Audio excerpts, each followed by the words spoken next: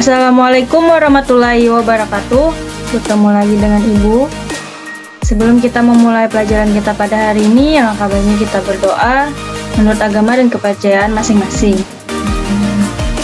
Pada pertemuan kali ini, kita akan belajar tentang materi rancangan penelitian geografi. Sebelum memulai pelajaran kita pada hari ini, seperti biasa kalian siapkan buku paket, buku LKS, dan alat tulis masing-masing. Langsung saja ke materinya. Nah, rancangan penelitian geografi. Jadi sebelum kita melakukan penelitian geografi, kita harus merancang dan mengonsep apa saja hal-hal yang diperlukan untuk memulai penelitian.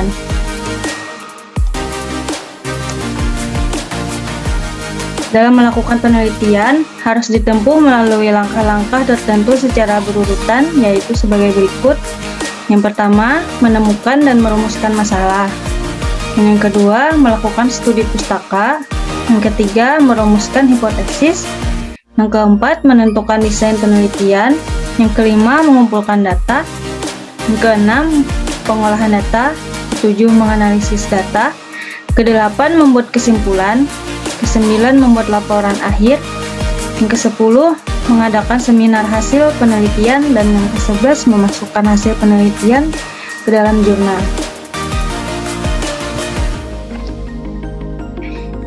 Yang pertama, menemukan dan merumuskan masalah.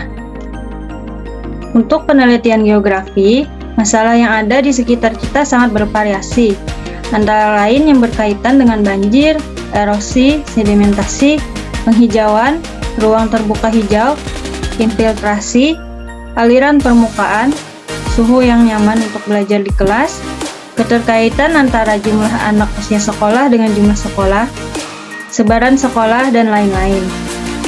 Dari variasi masalah yang ada di sekitar kita itu, pilih salah satu yang paling menarik dan bisa terselesaikan, maka banyak orang yang akan memperoleh manfaatnya. Setelah masalah ditemukan, maka langkah peneliti selanjutnya adalah merumuskan masalah dalam bentuk kalimat. Contohnya, contoh 1, mengapa jumlah penduduk di kelurahanku sejak tahun 2000 terus berkurang? Contoh kedua, adakah pengaruh pembuangan sampah terhadap banjir di lingkungan tempat tinggalku? Yang ketiga, seberapa besar tingkat erosi pada lahan yang lerengnya terjal lebih dari 30%? Dan yang kedua, melakukan studi pustaka. Misalnya kita pilih permasalahan nomor 1, yaitu jumlah penduduk di kelurahanku terus berkurang atau menurun. Oleh karena yang akan kita teliti itu masalah kependudukan, maka sebelum meneliti, peneliti harus tahu tentang masalah kependudukan, khususnya yang berkaitan dengan pertambahan atau berkurangnya jumlah penduduk. Berdasarkan kajian pustaka ini, peneliti akan memperoleh gambaran atau teori tentang faktor-faktor yang menyebabkan berkurangnya penduduk di suatu wilayah. Ada beberapa kemungkinan, ada antara lain. Kemungkinan pertama, piramida penduduk di wilayah itu berupa piramida penduduk tua. Dan kemungkinan yang kedua, program KB di wilayah itu sangat berhasil. Kemungkinan ketiga, penduduk banyak yang pindah ke tempat lain karena sebagian besar pabrik di wilayah tersebut gulung tikar. Dan kemungkinan yang keempat, banyak penduduk yang pindah karena wilayah itu sering dilanda banjir besar. Kajian pustaka sangat membantu peneliti, yaitu memberikan fondasi besar dari masalah yang telitinya. Di samping itu, kajian pustaka yang lengkap dan mendalam akan memudahkan peneliti menyusun hipotesis. Langkah yang ketiga, merumuskan hipotesis. Dengan kajian pustaka yang tepat, peneliti akan memperoleh jawaban sementara atau hipotesis dari masalah yang akan diteliti. Dengan demikian, hipotesis bukan datang secara tiba-tiba, tetapi berdasarkan hasil kajian pustaka. Dari contoh yang sebelumnya, karena peneliti adalah penduduk setempat, maka ia tahu betul kondisi wilayahnya. Oleh karena itu, peneliti tidak akan merumuskan hipotesis dengan faktor banyak pabrik yang gulung tikar, karena sejak dahulu di wilayah itu tidak ada pabrik. Demikian juga peneliti tidak mengaitkannya dengan faktor banjir besar karena wilayah itu berada di tempat yang tinggi yang tidak pernah dilanda banjir. Dengan demikian, hipotesis yang dibuat tertentu berkaitan dengan piramida penduduk atau keberhasilan program KB.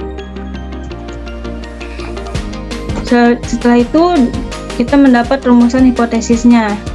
Yang pertama, penurunan jumlah penduduk di kelurahanku dari tahun 2000 hingga sekarang disebabkan oleh keberhasilan program KB. Dan yang kedua, penduduk di kelurahanku berkaitan dengan komposisi penduduk yang berbentuk batu nisan atau konstruktif. Langkah yang keempat, menentukan desain penelitian. Langkah selanjutnya adalah peneliti menentukan desain penelitian yang akan dilakukannya. Dalam desain tersebut, membuat tujuan dan manfaat penelitian, lokasi penelitian, dan populasi serta sampel penelitiannya. Lokasi penelitian harus ditentukan sejak awal penelitian, jelas batas-batasnya, dan demikian juga populasi dan sampel penelitian. Harus jelas karakteristiknya. Di samping itu juga, dalam desain penelitian, peneliti harus menentukan metode penelitian yang dipilih. Apakah menggunakan metode survei atau eksperimen, atau uji laboratorium, atau juga metode yang lain. Dalam pemilihan metode ini, termasuk di dalamnya dipilih model atau cara pengumpulan data dan cara analisis data yang digunakannya.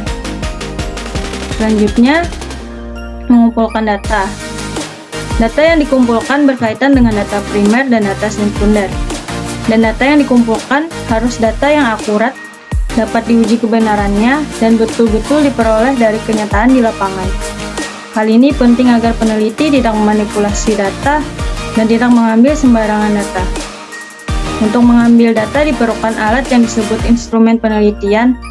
Instrumen itu dapat berwujud daftar pertanyaan, lembar observasi, angket, tape recorder, yang berfungsi untuk merekam wawancara, atau instrumen ini biasanya digunakan untuk memperoleh data aspek sosial.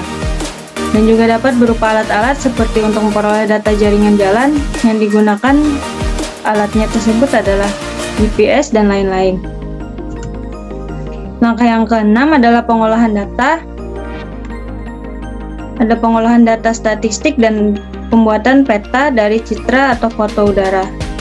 Pengolahan data statistik tersebut ada 3, yaitu melalui editing, coding, dan frekuensi, dan juga tabulasi. Sedangkan pembuatan peta dari citra atau foto udara. Pada saat ini, para peneliti dalam hal membuat peta wilayah penelitian kebanyakan sudah menggunakan citra atau foto muka bumi yang direkam dalam satelit, baik berbentuk manual maupun digital. Citra dapat diakses langsung dari internet untuk kondisi cuaca seperti angin, awan, dan hujan, tinggi gelombang, suhu permukaan laut, dan lain-lain. Langkah ketujuh yaitu menganalisis data. Berdasarkan sifat data yang dikumpulkan, analisis data, hasil penelitian dibedakan menjadi 2, yaitu analisis kuantitatif dan analisis kualitatif. Dan langkah yang ke-8, membuat kesimpulan. Berdasarkan hasil analisis data, penelitian, kemudian membuat kesimpulan. Pembuatan kesimpulan harus berkaitan dengan masalah dan tujuan penelitian. Langkah ke-9, membuat laporan akhir. Setelah peneliti membuat kesimpulan dan rekomendasi, penelitian disusun kembali seluruhnya menjadi laporan penelitian. Penyusunan laporan penelitian menggunakan kaidah tertentu sesuai penulisan karya ilmiah. Langkah yang ke-10, mengadakan seminar hasil penelitian. Dengan selesainya pembuatan laporan akhir, bukan berarti kegiatan penelitian sudah selesai. Peneliti perlu melakukan seminar hasil penelitian agar mendapat tanggapan ahli geografi. Apakah penelitian yang telah dilakukan benar-benar sesuai dengan metode ilmiah? Apakah hasil penelitian yang diperoleh benar-benar akurat atau biasa? Hal ini bisa diperoleh melalui seminar hasil penelitian. Dengan demikian, kebenaran hasil penelitian Anda tidak hanya dibenarkan oleh diri sendiri, tapi juga dibenarkan oleh para dewan pakar geografi. Dan langkah yang terakhir adalah memasukkan hasil penelitian ke dalam jurnal. Kegiatan terakhir dari suatu penelitian adalah membuat artikel, penelitian untuk dimasukkan ke majalah ilmiah atau jurnal penelitian. Perlu diketahui bahwa format artikel antara suatu jurnal dengan jurnal yang lain berbeda-beda tergantung aturan yang ditetapkan oleh jurnal yang bersangkutan.